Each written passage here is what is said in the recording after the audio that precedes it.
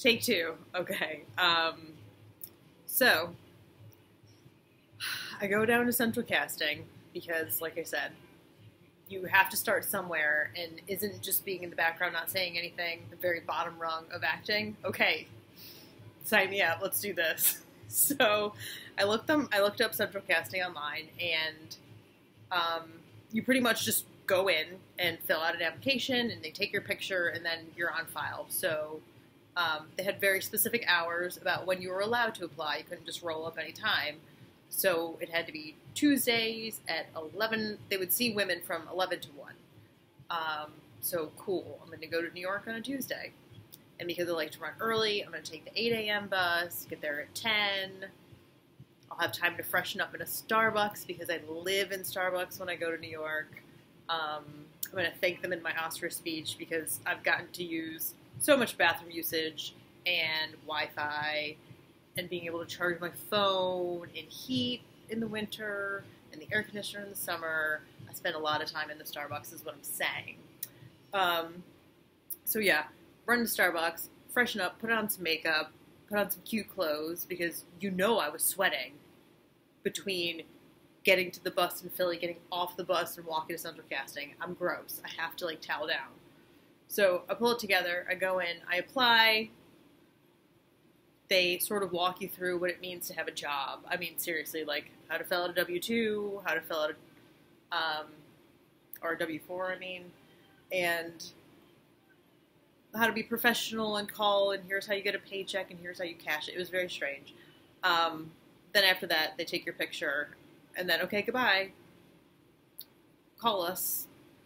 They give us an 800 number that you call, and there'll be recordings about, you know, this Thursday from this time to this time, we're looking for people to be in the background of a school shooting for an episode of SVU. If you are interested, leave a message after the beep. And that was that. So I left and went on my merry New York way.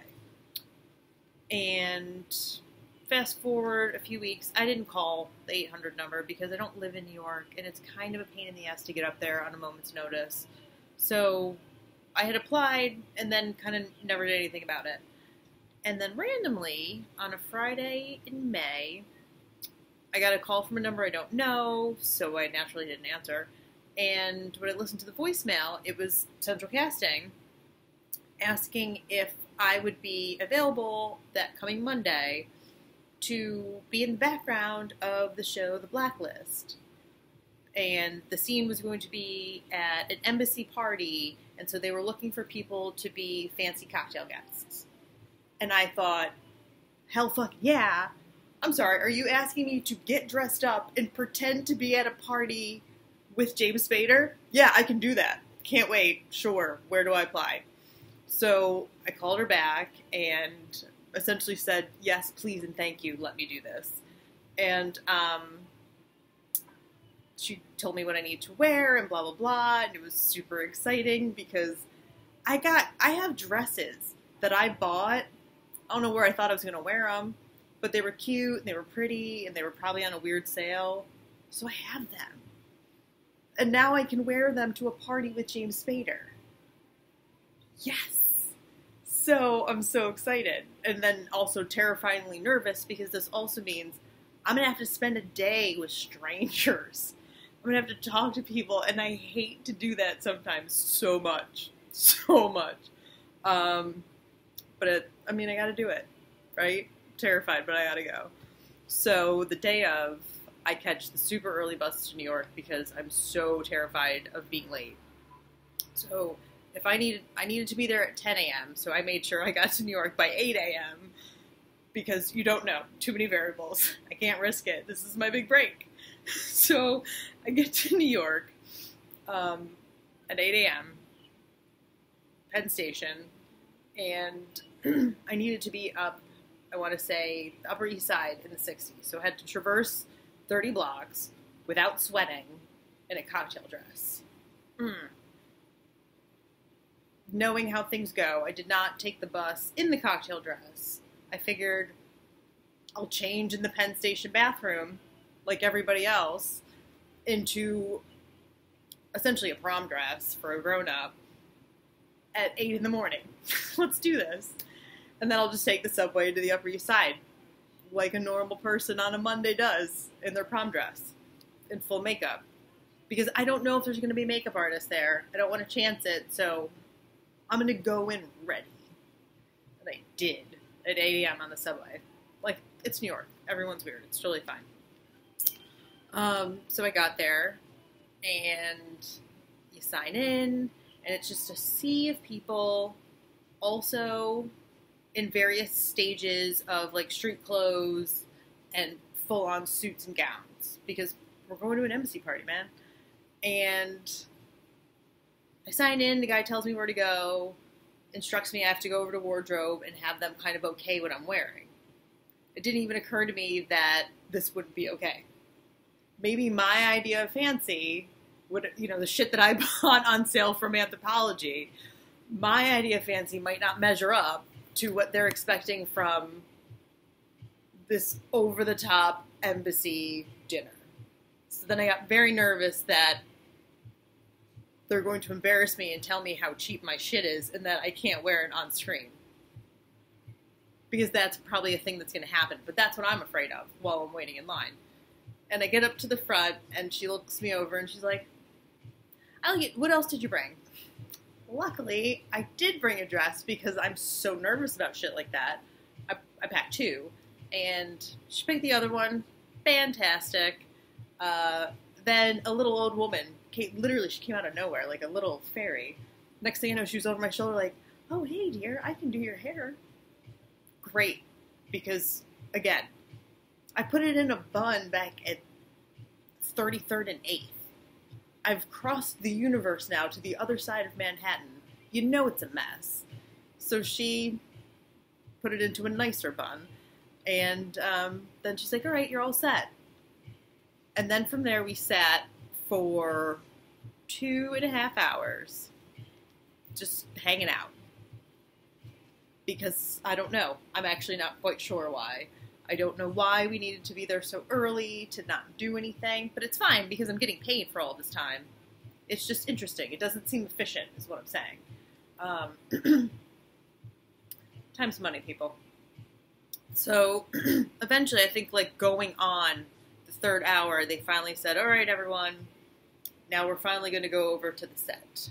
So we go, outside and down the street and around the corner. And then as you approach this big stone, beautifully architectural, that was awkward, building. I can't get over how awkward that was. Anyhow, my bad. Was all the equipment and, all the, guys lifting the equipment. And I'm like, oh my God, there's so many men. Because in my single life now, this weird solitary dream chasing world I live in, I don't even know any dudes anymore. If they're not related to me, I don't know any. They're married to someone I know, or we have blood relations. Those are the men I know. So I get a little excited when I roll up on a whole bunch of them, lifting shit and working with their hands. And I'm all dressed up, so cool. And so then we go inside, and it is this magnificent, grand, all the shit that you think that you're gonna see when you walk into an embassy party. It was this building. It was amazing. I feel like I can't even justly describe it, but there was a center ballroom with a huge dome ceiling and all kinds of moldings and carvings. And then off of there was a whole, almost looked very Harry Potter-ish, with wood carved walls and very kind of library-esque with a fireplace and big heavy club chairs. And off of there was an equally kind of old worldy masculine bar-ish with, again, much carved wood and all these things. And it was all so regal and fucking fancy as shit. Excuse my French. And the architecture nerd in me was just like, what? Cinderella has really gone to the ball. Because my first time being in the background of some TV shit, and I get to do this. Well, I'm never this lucky. And I'm loving life. And then because they herd us like cattle. So like they herd us into this space and then through the space and down the stairs to where the props were, where we could all go get our pretend drink that we're now going to carry for the rest of the day. So I get a glass of fake champagne that they insist I don't drink because it's a prop. I won't, dude. Flat ginger ale's not that cool. And be on our way. So we all like circle through, get our drinks, they take us back up, and excuse me. And then they go around and they place us. And kind of like in little groups, the way people would mingle at a party. And they place me with these two older guys. Like both my father's age. So like 60 plus. One guy was probably getting close to 70. Short little Italian guy from Brooklyn. Like all the little stereotypes that you love in an endearing Joe Pesci, but not from Goodfellas kind of way, like a lovable Joe Pesci.